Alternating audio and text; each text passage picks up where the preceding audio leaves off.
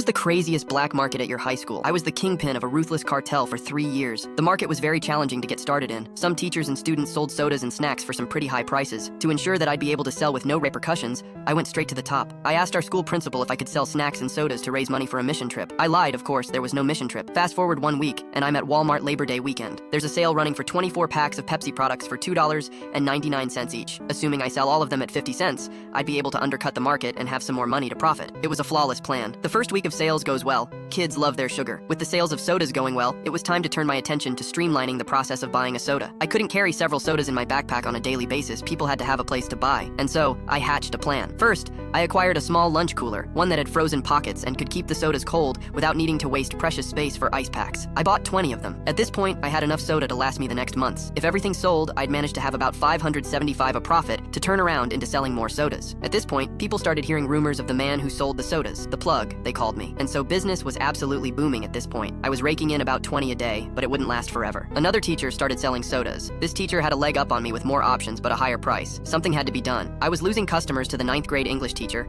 I couldn't let that slide. There was a solution. While this teacher sold sodas, she didn't have snacks. And that is what the kids really wanted. So I made a business trip. I had found a wholesale foods distributor about 3 hours away, so I borrowed almost $200 from my parents, telling them I'd pay them back in full with interest. I bought so many snacks: Twinkies, tasty cakes, Nutty Buddies, cosmic brownies, oatmeal cream pies. This was perfect. The items I bought were dirt cheap for shopping carts worth of them. And kids didn't check expiration dates when they were hungry. I purchased these and sold them each for 50 cents a pop. After a while, my competition bowed out. No one could sustain their business with me undercutting everyone. Enter junior year of high school. I've been working summers and making connections with friends. I've got 2 people who worked with me to build my empire into a flourishing network of sugar. With my plan hatched and new resources acquired, it was time to begin anew. It first started by selling the usual soda and snacks. Business was good, but I wanted to up the stakes as new players had emerged, and they wanted a price of the pie. 2 Girl Scouts started selling cookies, and the competition was fierce. It became a game of who could control the classroom. The school was split, and I was losing corners in real estate. Then I met RK. RK worked at the local movie theater, and at the time, every Tuesday, there was a sale on all candy being sold. Employees could also use their discount and pay only 25 cents for a large bag of Skittles, something that would normally cost $5. Bingo. I found my way to cut out the competition, but I decided to go a step further. I had another sly friend named CW. CW worked at the local gas station beside my house. The routine was simple. I would walk in and buy 25 Tic Tacs for 50 cents. I'd then get a receipt for each transaction as I'd buy them separately. I'd then go home and complete the survey, saying how good CW was. In exchange, his boss would give CW these coupons for a free meal,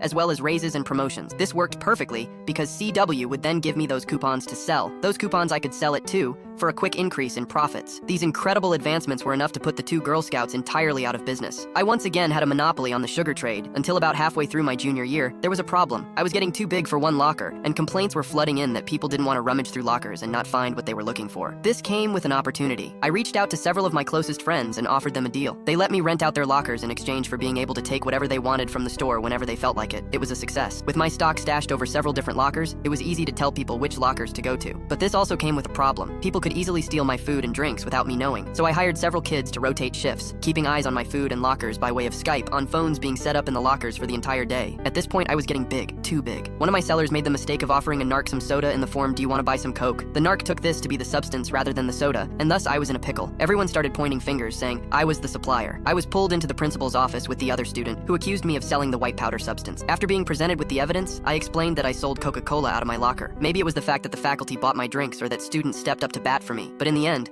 I was never told to stop selling, and thus I continued. In my final year of high school, I was immortalized by my school as the plug, and at the end of it all, the candy cartel was a successful operation for 3 long years. Hundreds of sodas were bought and sold, cash was flowing, and at the end of it all, I was staring at about $3,000 in total profits. After paying my friends and those who worked for me, I was left with about $2,000. From what I've heard, the candy cartel still runs to this day. Students pass down leadership from one person to another, and every now and then, people in my town will come up and ask me if I was the plug. I still have all my transaction books that I kept, and who still owe me money to this day.